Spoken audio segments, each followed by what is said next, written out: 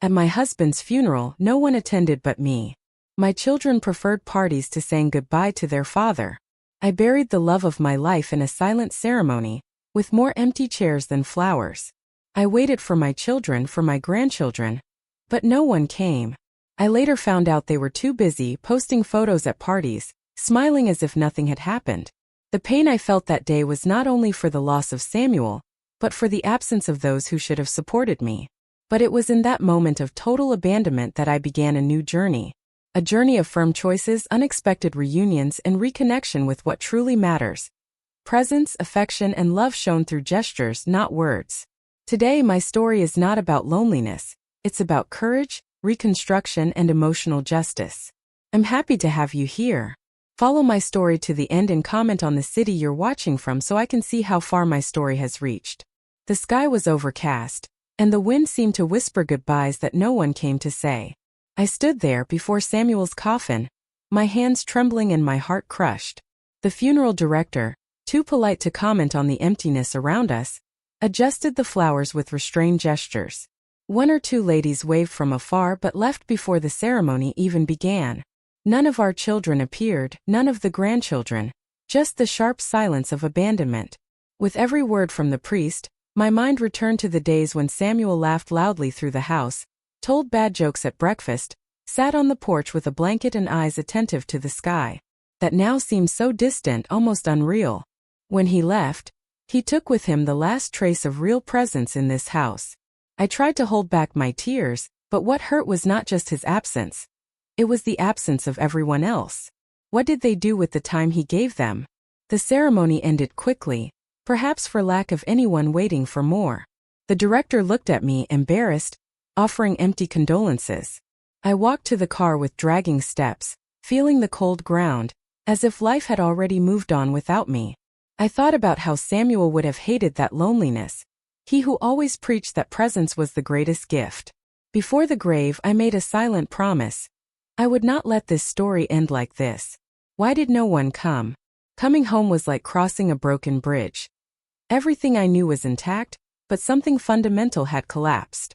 The door still creaked as always, the paintings were still on the wall, and his armchair remained sunken in the same spot. But without the sound of his footsteps, everything seemed false, staged.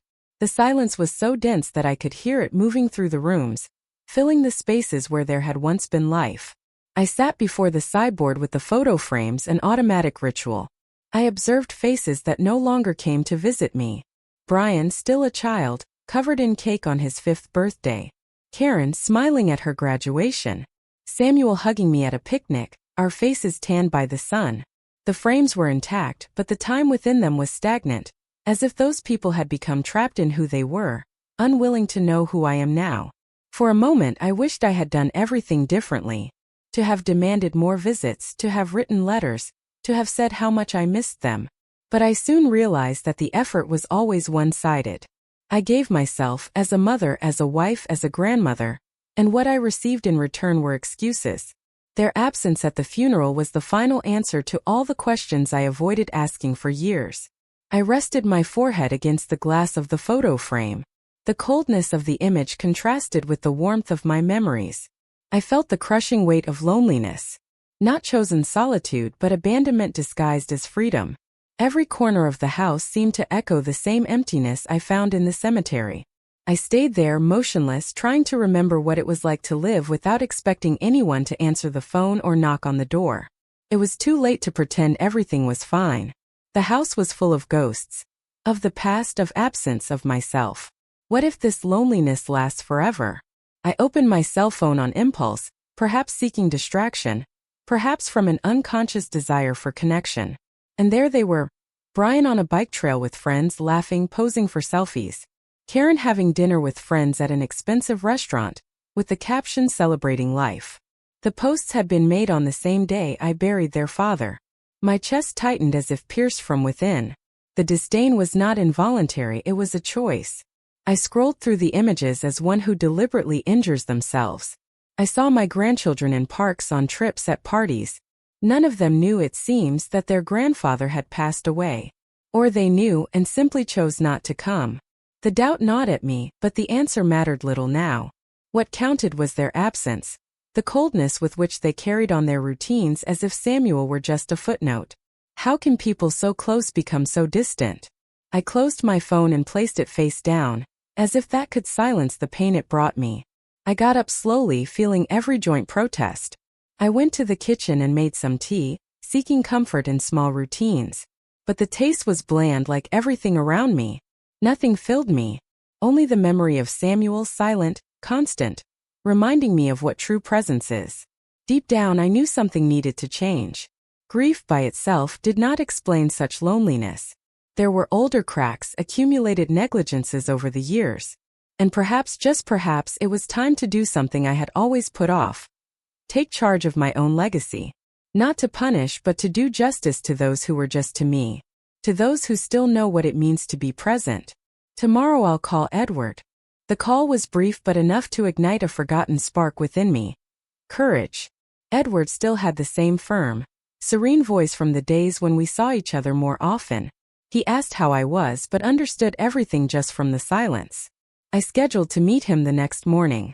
His office was near the bank, discreet, smelling of old wood and filtered coffee. When I arrived, he simply pointed to a chair and said, "I'm ready when you are." I took a deep breath, like someone diving into deep waters. I told him everything. The empty funeral, the social media posts, the silence of my children. Edward listened with attentive eyes and crossed hands, without interrupting me. When I finished, he leaned forward and said, "You want to change your will?" I nodded. I no longer wanted my inheritance to be an automatic reward for those who didn't even have time to bury their father. For the first time I said it aloud. He presented me with the idea of an irrevocable trust. A shielded legal mechanism, impossible to contest after signing. It would be my way of ensuring that everything Samuel and I built would go to those who truly honored us. And that person was Nathan. Edward warned me. This decision would have consequences. But something in me was already decided before I even looked for a lawyer. It was less about money, more about presence, about love that doesn't demand, that simply comes. We spent hours analyzing the possibilities. Edward was clear, professional, but I felt he also understood what was at stake. This was not just a document. It was a symbolic break with a past of disappointments.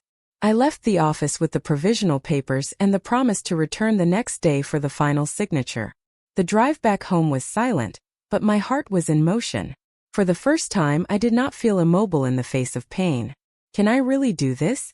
The next day, Edward carefully detailed the clauses. The trust would be in Nathan's name, with progressive access and under conditions that ensured responsibility. He assured me that everything was according to the law, and that Douglas Lane, a trusted bank manager, would validate the process. Even so, I wanted to know, can it be contested? He smiled gently and replied, attempts, yes. Success, no. And for the first time I felt protected. The hardest part was when Edward asked if I wanted my children to be informed beforehand. I hesitated. Part of me wanted to avoid confrontations, but another part knew they needed to know, not for the money, but for the message it conveyed. It was a mirror, and they would have to look into it. We opted to notify them after the signing, not as retaliation, but as a communication of a non-negotiable decision. The clarity of the process gave me firmness. Nathan's name appeared repeatedly in the papers. I felt a strange peace seeing it there, as if something was finally aligning within me. He didn't know yet, but his gesture of coming to me, without knowing about the inheritance, without expecting anything, had changed the destiny of our family. For the first time in many years, I felt that I was being fair to myself. This wasn't revenge, it was coherence. Edward gave a brief speech about my courage, but I barely listened. My hands were sweaty but firm. When he finished, I remained silent for a few seconds, staring at the papers. I thought of Samuel, of his often repeated phrase, "Presence is the only inheritance that matters." And there I was, giving form to that phrase with ink and paper. When I got up, Edward smiled like someone seeing another returning to herself. Who else needs to know this? Signing the documents was more impactful than I imagined. I picked up the pen, hesitated for a second, then went all the way. With each stroke I felt an old door closing. When I finished, I looked at Edward, who simply nodded in silence. We put everything in a brown folder, and he promised to personally take it to the bank the next day. The air seemed lighter. For the first time since the funeral, I could breathe deeply without feeling guilty. I left the office and walked to the square in front. I sat on a wooden bench under an old tree. I watched children playing, couples talking, elderly people walking slowly. It was as if the world had started spinning around me again. I was no longer just a widow, mother, or grandmother. I was a woman who had chosen for herself. And at that moment I understood that cutting can also be a gesture of love. A love for me. Now only he needs to know. The phone rang in the middle of the afternoon, breaking the silence that enveloped the room like a thick veil. I answered without expecting anything. Perhaps it was Edward, perhaps Judy, but the voice on the other end made me tremble. It was Nathan. His voice was shaky, and his words came out broken. "Grandma, is it true? Grandpa died." My heart ached. He only found out now days later. There was something devastating about that delayed discovery. I explained calmly, even though my own voice threatened to fail. He listened in silence, and in the end he just said, "Mom never told me." I was speechless for a moment. The confirmation of Karen's omission was painful, but it didn't surprise me. Nathan, unlike the others, sounded devastated. His sadness was not merely formal, it was real. He asked me how the funeral was, and when I described the emptiness, his silence turned into indignation. I wanted to comfort him, but all I could say was that I was fine, that I had accepted the loneliness as an answer. He didn't accept that. He said he would come that same day, that he needed to see me. "You're alone, Grandma, that's not right." I stood there, phone still in hand, staring at the curtain swaying in the wind. What I thought I would never feel again, the feeling of being important to someone, returned like a warm breeze. He asked if I really wanted to see him, if it made sense after everything. And I replied yes, that more than ever I needed it. The day passed slowly, as if time was waiting for him with me. I made tea, arranged the cushions, opened the windows. Every gesture was small, but full of meaning. For the first time since I buried Samuel, the house seemed to have a reason to breathe. "Are you sure you want this?" When Nathan arrived, I couldn't hold back my tears. He was pale with red eyes but firm. He hugged me tightly, saying nothing at first. The warmth of that embrace gave me back a peace I didn't even know I had lost. We sat in the living room, and he held my hand as he did when he was a child, with that intuitive way he always had. He said he needed to understand everything, that what his mother had hidden made no sense. I told him the truth. About the funeral, about the emptiness, about what I decided afterward. Nathan listened to every word without interrupting. When I finished, I went to the bookshelf and picked up the folder with the documents. I handed it to him with firm hands. He hesitated, then slowly opened it, reading calmly. His eyes widened when he understood what it was. "All this is in my name?" I nodded. "But why, Grandma?" he asked, his voice broken. I felt like crying again, but I remained serene. That was the question I knew would come, and the answer had been kept within me for a long time. Nathan was the only one who had come uncalled, expecting nothing. His presence had been a balm in the midst of abandonment. Nothing could be fairer than to honor that truth. That moment, more than formalizing something material, sealed a deep connection between us. We were silent for a few seconds. The house was immersed in a new quietness, not of absence but of welcome. Samuel would have approved of every line of the decision we made. I could almost hear him saying, "Good choice, Maggie." Nathan held the papers to his chest and whispered, "I never expected this." I smiled and said that was the point. He didn't expect it, he just came. "Why me, Grandma?" I looked into Nathan's eyes and answered with the clarity of someone who knows what they carry. "Because you came back uncalled." He looked down, emotional, as if those words were more important than the document he held. It wasn't about rewarding or punishing, but about acknowledging. And at that moment everything seemed to fall into place. Samuel in some way was there with us, not in body but in presence as he always was. Nathan asked me about the rest of the family. What would they do when they found out? I took a deep breath. It wasn't easy to think about, but I no longer feared their reaction. The truth is their absence was already an answer. I no longer owed justifications to those who chose to distance themselves. I told Nathan I was prepared, that this gesture was for me, and also for him. for the continuity of something good. The conversation was interrupted by a familiar sound, hurried footsteps on the porch. It was Karen. She opened the door without knocking, her face red and her words sharp. "You couldn't do this, Mom." She had discovered the trust. Her eyes burned not with sadness, but with disguised fury. She said it was a trick, that I was letting emotion control me. Nathan tensed, but I just remained seated serene. Karen spoke loudly, gesticulated, trying to turn Nathan against me. "Is this punishment?" she asked, her voice faltering between anger and shame. I shook my head. It wasn't about punishment. It was about truth. About seeing who was there and who turned their face. Karen couldn't sustain my gaze. There was more pain than indignation in her words, and it cut me inside. But I didn't regret it. There was peace in my decision. "Is this punishment?" I faced Karen firmly and simply said, "It's peace." That disarmed her more than any argument. She retreated, her face still burning, but her body faltering. Nathan said nothing. He just looked at me with a kind of silent respect. I knew this storm wasn't over. But at that moment, I understood that something stronger was guiding me. For the first time I was whole. Choosing for myself was not selfishness, it was justice. Karen left without another word. The door slammed shut and silence returned. But now it was different. It no longer screamed pain, it screamed firmness. Nathan approached, still holding the papers. He whispered that he was with me, that what I had done was right. I thanked him with a handshake and realized that, even unintentionally, I had started a new lineage. That of conscious affection, of presence that doesn't need to be called. Deep down I knew the worst was yet to come. Karen had reacted with anger, but Brian would be a different kind of battle. He was always more calculating, more strategic. He wouldn't raise his voice. He would raise arguments. And the fact that he didn't know yet gave me one last chance to prepare myself. But even in the face of this I felt calm. Because now I was supported by what is real. Samuel used to say that some wars aren't about winning, they're about not losing yourself. And that's what I did. I didn't lose myself. Karen's words still echoed, but they didn't affect me. Because I knew what I was doing. And even if the next clash was more difficult, I had already done the most important thing. Broken the silence with love. There was no turning back. And there didn't need to be. Brian won't accept this.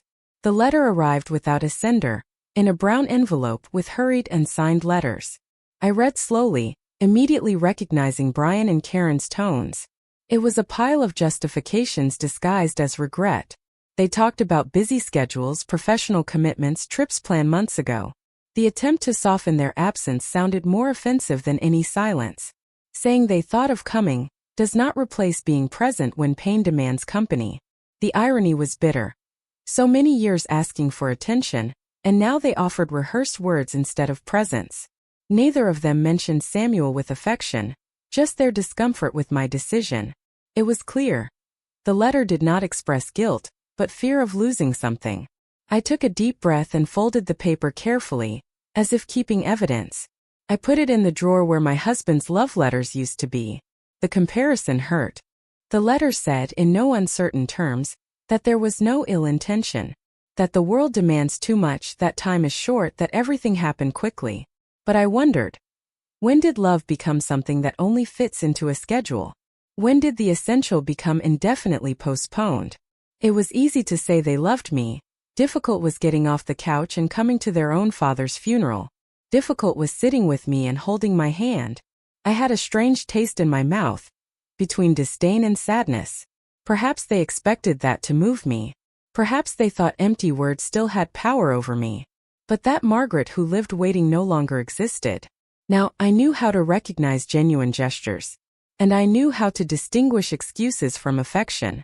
I put the kettle on the stove and asked myself softly, isn't being busy abandonment? In the late afternoon, I heard a car parking slowly. I calmly opened the curtain and recognized Brian and Christine getting out with hesitant steps. My heart pounded, but my face remained serene. When they knocked on the door, I was already ready. Christine smiled artificially, and Brian looked at me like someone analyzing a chess piece. They sat on the sofa as if they were diplomatic visitors, and for a moment, the room seemed colder than ever. Brian began in a rehearsed voice, calm, almost clinical. He said they were there to talk, not to argue. Christine added. We can resolve this civilly. The formality of their words repulsed me. Samuel hated empty phrases, preferring honest silence. I missed him at that moment, his direct way of cutting through the noise. But now it was up to me to be the voice that upholds what I believe. I showed them the letter, still without commenting on it. Christine lowered her eyes, and Brian maintained a neutral expression. They began to explain their reasons as if in a meeting. Repeated justifications, lack of affection, belated promises. They expected me to be moved, to retreat, to undo everything with a nod of my head. But it was no longer possible, and even if it were, I wouldn't do it. Trust is built with actions, not with rehearsals. The tension in the air grew. Brian cited lawyers, legal possibilities, time to reconsider. Christine tried to soften it. We can still change this, Margaret. I listened to them until the end, patiently. When they finished, I stood up, walked to the window and said without raising my voice, I did what was right. You are the ones who are late. I felt the weight of the words in the silence that followed. And then Brian murmured coldly, let's see what the bank says. The next morning dawned cloudy, but my determination was crystal clear. Edward picked me up punctually, and we drove in silence to the bank. Inside the meeting room we found Douglas Lane, a calm manager with a direct gaze and firm hands. He was already aware of everything, and his manner of speaking conveyed security. As he greeted me, he said, we will ensure your wishes are respected. And at that moment I felt I was exactly where I should be. I presented the documents carefully, accompanied by Edward. Douglas analyzed them one by one, asking objective questions, explaining the next steps. The legalization of the trust would require precise protocols, public records, and notarization. He assured me that the protection would make the act incontestable. Even so, I wanted to know, can it be contested? He smiled gently and replied, attempts yes. Success no. And for the first time I felt protected. Douglas spoke about the legal implications, but also about the human side of the decision. He said that sometimes what is most just is most difficult. Edward agreed silently, like someone seeing justice being done. While they focused on the technical details, my thoughts returned to Samuel.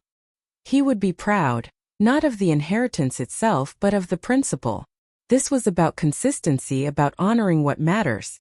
Before we left, Douglas commented on the local repercussions. It's possible the neighbors will talk. But is there something wrong with doing justice? I offered a half smile. There had always been whispers, sideways glances, but now they didn't affect me. The peace I sought no longer depended on others' opinions. We walked through the lobby with a sense of duty fulfilled. The future was protected, and the past was finally beginning to rest. And the neighborhood? What will they say? When I arrived home, silence was no longer a threat. It was company. I tidied the flowers on the porch, made some tea, and sat in the rocking chair. Judy appeared with her calm gait, as if she knew something had changed. She brought cookies and a smile. She entered without ceremony and simply said, you did what no one had the courage to do. And for the first time I didn't dispute a compliment. She was right. We recounted the recent events to each other, and she listened with attentive eyes. There was no judgment, only acceptance.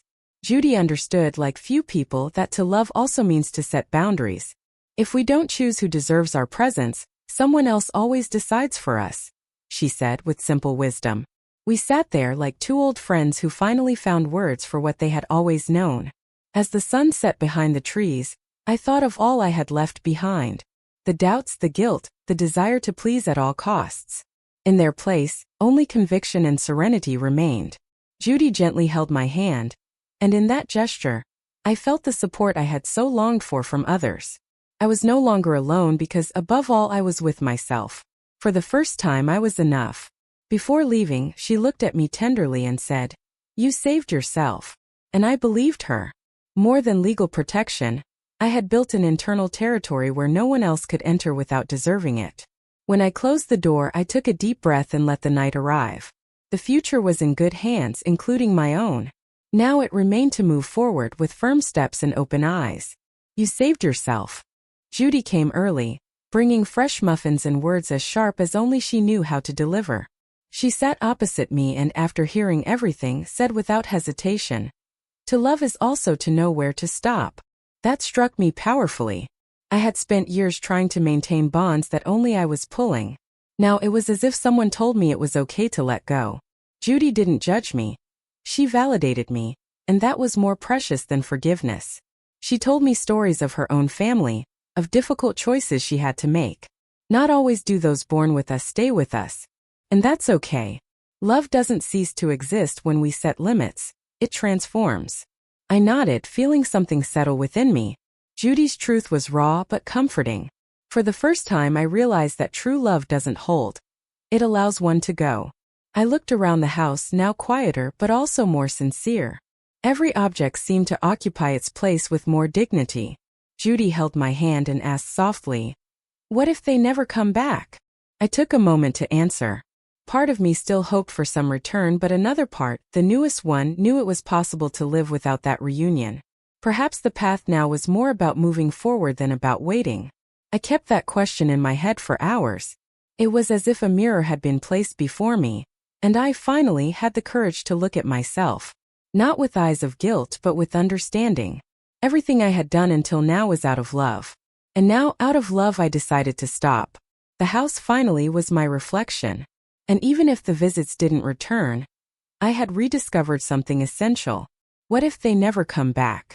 That afternoon, I decided to walk alone for a bit. The streets were quiet, and the gentle wind carried old scents. Jasmine baking bread, wet wood. Every step brought me closer to good memories. I remembered Samuel walking beside me, hands in his pockets, eyes attentive to the trees. He liked to observe details. He used to say that's how you learn to live. I felt a sweet longing, the kind that warms more than it hurts. I passed by places we used to frequent. The old newsstand, the corner where he waited for me with flowers hidden in his backpack. The memories came without pain, like pages I could flip through without fear. I smiled to myself, remembering his words, always precise, always kind. It was as if, in some way, he was still guiding me. In silence but present. Upon returning home, something caught my attention. An old chest in the guest room, which I hadn't opened in years. I opened it slowly, smelling the scent of time. Inside, letters, photos, notes. I rummaged carefully until I found a small envelope, with my name written by hand. It was Samuel's handwriting. I sat on the edge of the bed with a pounding heart, as if I had gone back in time. I opened it gently, tears already in my eyes. The note was short. Just 3 words written firmly. "Keep walking." My throat closed. It was all he needed to say, all I needed to hear. Samuel knew that life would bring me trials, and he left his message, not to console me, but to remind me who I am. I held the note close to my chest, like someone holding a map back home. There was something he would leave for me. The note remained in my hand for several minutes. Those words echoed like a whisper inside me. Keep walking. Samuel always had that quiet faith in my strength, even when I doubted myself. Reading this now, at this point in life, was like receiving a belated blessing. He was no longer here, but his words were roots that sustained me. And I finally understood what I needed to do. I went to the porch and sat with the note in my lap. The sky was beginning to change color, and the first golden hues painted the afternoon. I took a deep breath.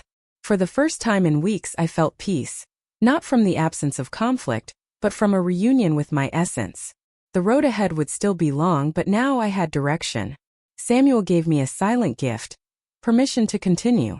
I stood up and placed the note in an empty photo frame. It wasn't just a memory, it was a compass.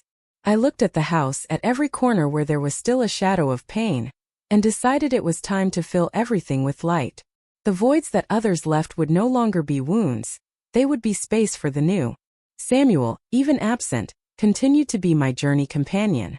I smiled to myself with the kind of smile that comes after much crying. The pain still existed, but now it was a bridge, not a prison. And no matter how uncertain the road, I knew the next step. I picked up a blanket, made some tea, and sat in his armchair. The silence around me no longer screamed. Now it whispered, "You made it." So I keep walking. Early the next morning I heard soft knocks on the door. When I opened it, I found Christine standing on the threshold, alone, her eyes swollen. She hesitated before speaking, as if gathering courage in her own hands. I didn't think I'd say this, but thank you. That surprised me more than any accusation. Christine had never been close, always keeping a polite distance. But now there was something different about her, something disarmed. I invited her in, and she accepted with slow steps. She sat across from me, looking around as if seeing the house for the first time. I needed to come alone. Brian wouldn't understand. She was vulnerable, almost fragile, but without theatricality. She began to tell me things I had never heard. About silences at home, about Brian's coldness, about how she always felt something was wrong, but never had space to speak. I just listened. She said that when she read the anonymous letter they had sent, she felt ashamed. I was complicit. I kept silent when I should have come. Her words were paused, heavy but true. She confessed that, deep down, she felt relief knowing Nathan would inherit everything. Because he represented what they all lacked. Genuine presence. You spared me a lie, Margaret. Those words came not as defense but as liberation. I remained silent for a moment. Then I moved closer, lightly touched her hand and said, "Sometimes the hardest truth is the one that saves us." She cried. Not with a scene but like someone finally allowing the pain to flow out. She didn't need punishment. She needed understanding. And I, for the first time, was able to offer that without hurting myself. As she left, she smiled genuinely. Perhaps someday he will understand. Nathan arrived earlier than usual, carrying a basket and a shy smile. He asked me to stay in the living room while he took care of something on the porch. I heard sounds of chairs being dragged, dishes being arranged, and the clinking of glasses. When he finally called me, I found a simple table, with small candles and carefully folded napkins. The twilight touched everything with a soft golden glow. He smiled, pointing out the details. I made this with my own hands. I sat down with a tight heart, from tenderness, not pain. The care in the small gestures said everything. He didn't want to impress, just to be present. The porch, once silent, now came to life. Samuel would have been moved by that scene, seeing his grandson there, honoring the bonds that matter. It was more than a dinner. It was a new beginning. We ate slowly, laughing at memories and sharing comfortable silences. After the simple dessert, I got up and went to the room. I picked up the note that now resided in a discreet frame. I returned with it in my hands and sat at the table, placing it between us. He wrote this for me. And perhaps for you too. Nathan read slowly, then looked at me with tear-filled eyes. Keep walking, he repeated, like someone understanding an ancient secret. I held that yellowed paper with more sweetness than sadness. For the first time it didn't hurt. Samuel's words were not a farewell, they were a direction. As Nathan cleared the plates, I stayed there, watching the sky slowly darken. The house was full of memories, yes, but now also of possibilities. There was more life to come. And at that moment I understood. I'm not so alone after all. We ended the night with lemonade served in old glasses. Nathan made a silly toast, and I joined in, laughing as I hadn't in a long time. The simplicity of that moment moved me. No luxury, no solemnity. Just two human beings sharing presence. The wind was light, and the moon appeared discreetly, like a silent witness to our peace. The past was at peace. The present finally was whole. Nathan commented on planting something nearby, perhaps starting a garden together. I smiled at the idea, feeling it was more than a practical suggestion. It was a symbol. A gesture that seals the cycle of rebirth we had begun. It was as if everything finally was aligned. We toasted once more and I whispered, "It could be our next step." He nodded enthusiastically. And so the night ended with hope. The garden can be the next project. The next day brought sunshine and eagerness. We put on simple clothes, grabbed gloves and tools, and went to the backyard. Nathan marked off a space near the porch, where the light fell generously. The earth was hard but still fertile. We began to dig carefully, with laughter and small instructions exchanged. I had never done this before. But there was something liberating about touching the ground with my own hands. My knees complained but my heart vibrated. The sweat on my face was not bothersome. It was a sign of life in motion. I've never done this before, I confessed, wiping my forehead. Nathan smiled. Me neither. But we learn. Each turned piece of earth seemed to open space not just for roots, but for new stories.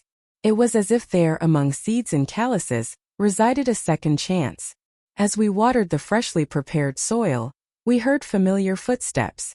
Judy appeared with her worn hat and a wooden box in her arms.